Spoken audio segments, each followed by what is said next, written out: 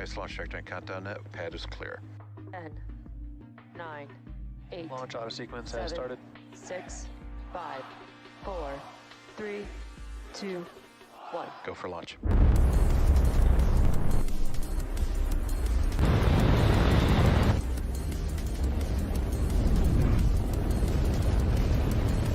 Vehicle is supersonic. Stage separation confirmed. Dragon, separation confirmed.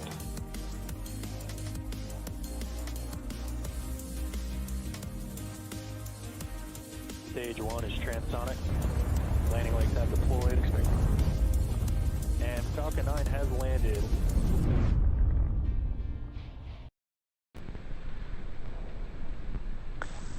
T-minus 30 seconds.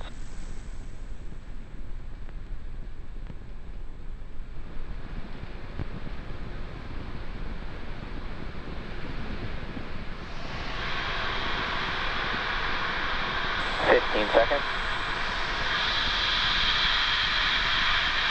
T-minus 10, 9, 8, 7, 6, 5, 4, 3, 2, 1. Engines full power. And liftoff of Falcon 9. Go GPS, go Falcon.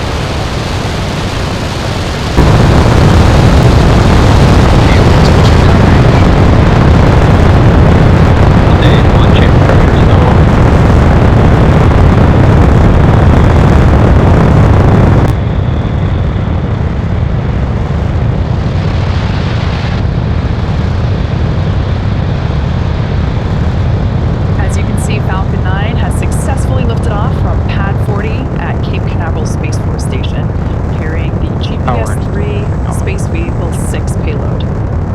M1D engines are about to throttle down in preparation for the maximum loads that the vehicle will experience. That'll occur just after T-minus 1 minute, known as max Q. During ascent, those M1D engines will actually swivel and help steer Falcon 9, a maneuver known as gimbaling. Vehicle is supersonic. Approaching max Q now.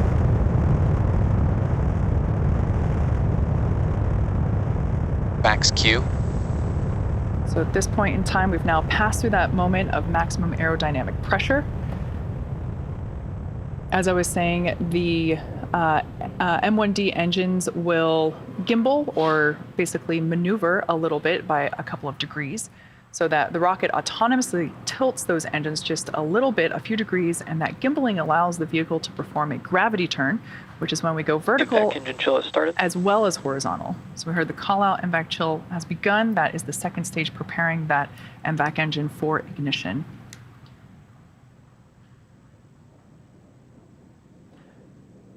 So in about 30 seconds, we'll have 3 events coming up in quick succession. The first event will be main engine cutoff, or MECO, followed immediately by stage separation, and the third event being second engine start 1, or SES1 as it's written on your timeline at the bottom of the stage. About 15 seconds away from main engine cutoff, everything looks nominal with the vehicle. MECO. Stage separation.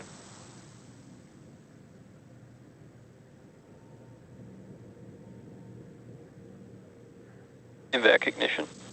All right, and there we heard all the call outs, and you can see there on your screen, we have confirmation of successful main engine cutoff, stage separation, Both and vehicles are following nominal trajectories.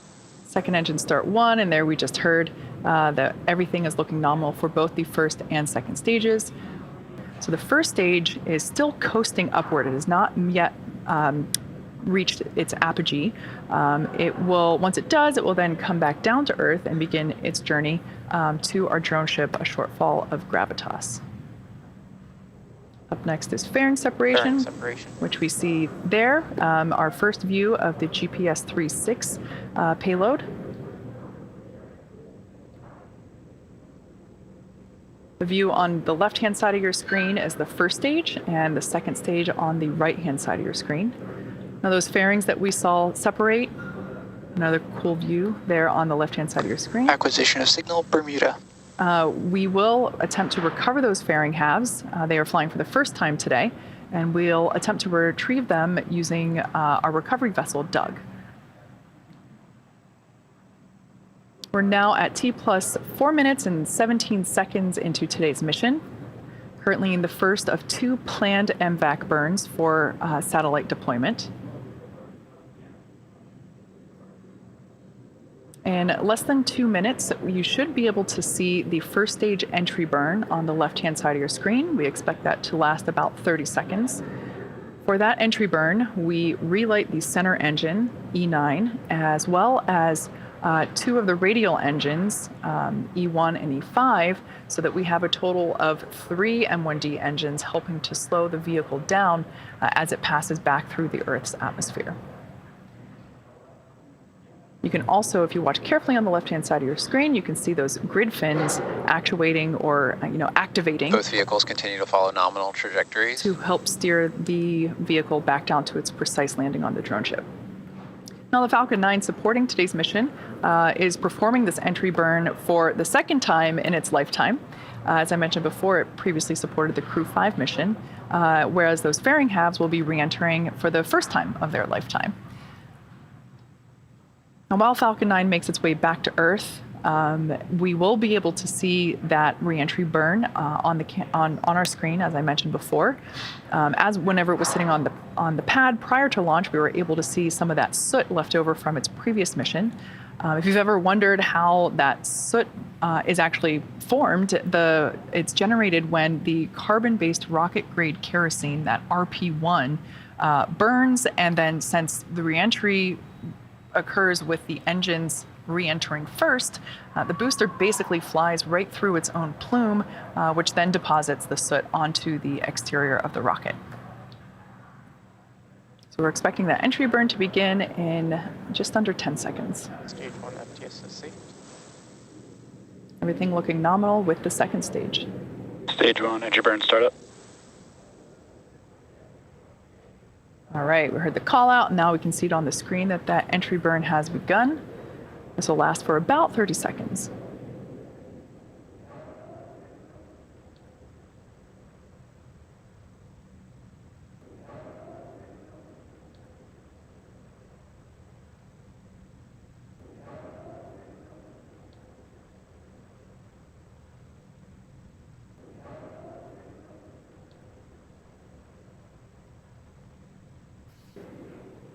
Stage 1, entry burn shut down. All right, that entry burn has concluded. The vehicle will continue to autonomously steer itself back to the drone ship. Both vehicles continue to follow nominal trajectories. The first stage will continue to steer itself back down to Earth. As I mentioned before, we'll be attempting to land on our drone ship a short fall of gravitas. Now, today's mission, for those of you that may have just joined us, is GPS-3 Space Vehicle 6 for the U.S. Space Force. Today's mission marks SpaceX's 5th overall GPS-3 mission, previously having launched one in 2018, 2 GPS payloads in 2020, and another in 2021. To date, these next-generation satellites provide increased signal accuracy and reliability to operate even if confronted by cyber adversaries. Stage 1, transonic. In addition to helping with national Stage 2 security, has entered terminal guidance. GPS 3.6 also helps in many different aspects of our daily lives. In about 10 seconds, we will be coming up on SECO 1, our second engine cutoff, and we will attempt to land on our drone ship a short fall of gravitas. That drone ship is parked a couple hundred miles off the coast of Florida in the Atlantic Ocean. SECO. There we just heard the call out for a second engine cutoff. Let's see if we stick the landing with the first stage. Landing leg deploy.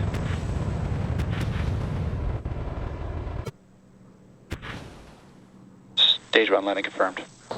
All right, there we heard the call out that we have that stage 1 landing confirmed. Expected loss of signal, Cape. Weather is looking great all around off the coast of Florida there. Beautiful view of that first stage landing. Now, the mission isn't over just yet. The second stage is embarking on its first coast phase, which will last about 54 minutes. After the coast, Nominal we'll... parking orbit. And there we just heard the call out that we have a good orbit there for its second stage. So after this coast, we will light that MVAC engine for a second time, shortly around the T plus 1 hour and 3 minute And mark. acquisition signal, Newfoundland. We'll have live views of that second MVAC burn. So until then, sit back and enjoy some space jams.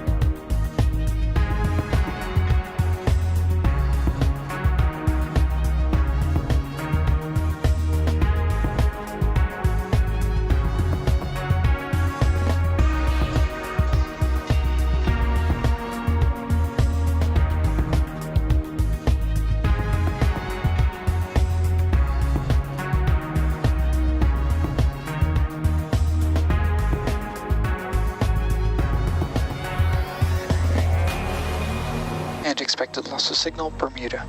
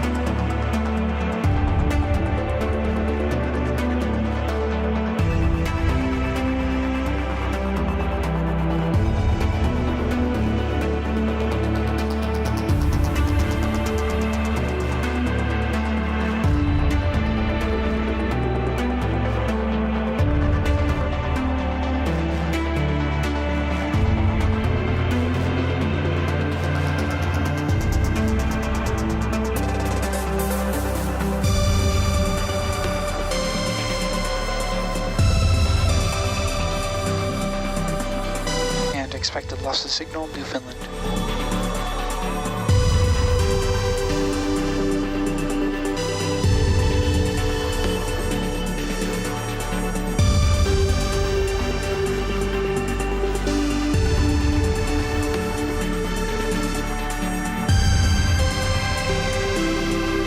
Acquisition of signal, Goonhilly.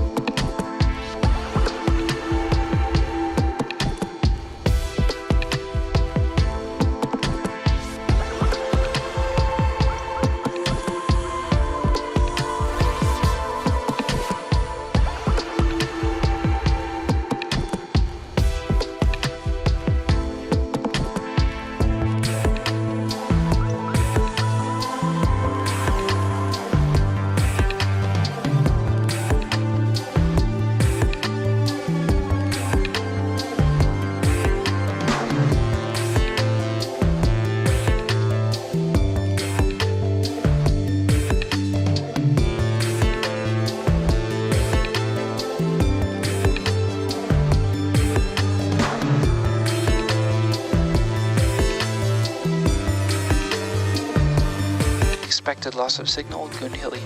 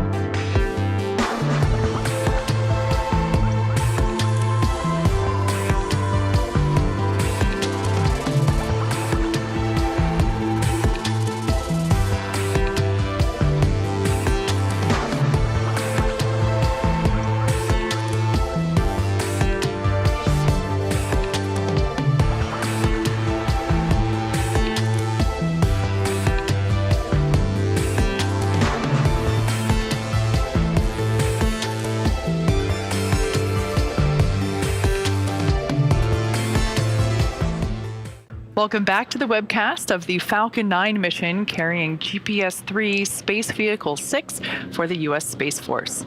We've had a nominal mission so far. Falcon 9 lifted off on time from 7:24 a.m. Eastern Time from Cape Canaveral's Space Launch Complex 40.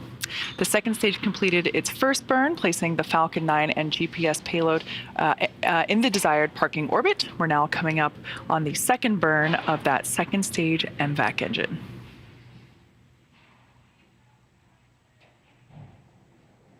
All right, we can see on screen Restart ignition.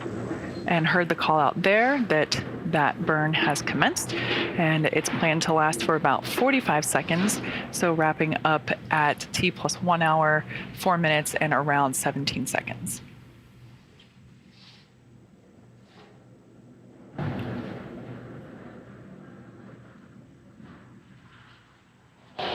Everything looking nominal so far for this second engine start too.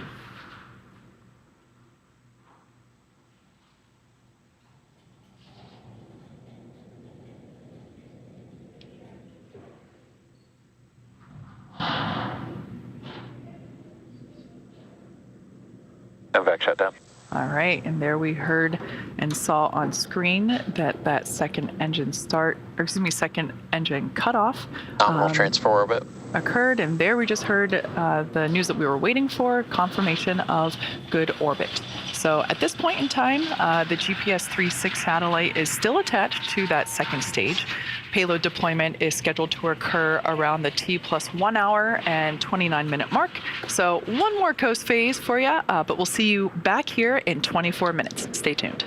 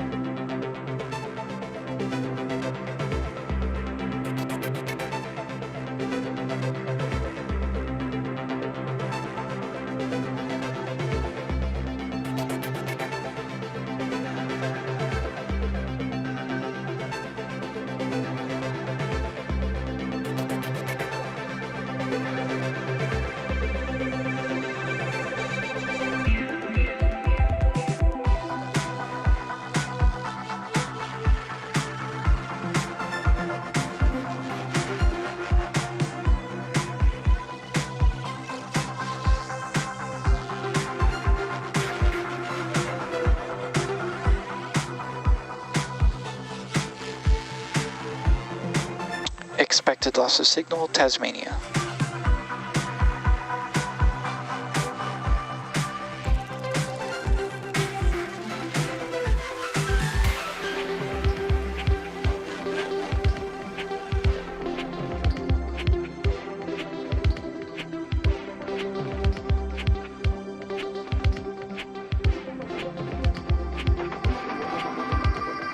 We sat there, 25th century AD.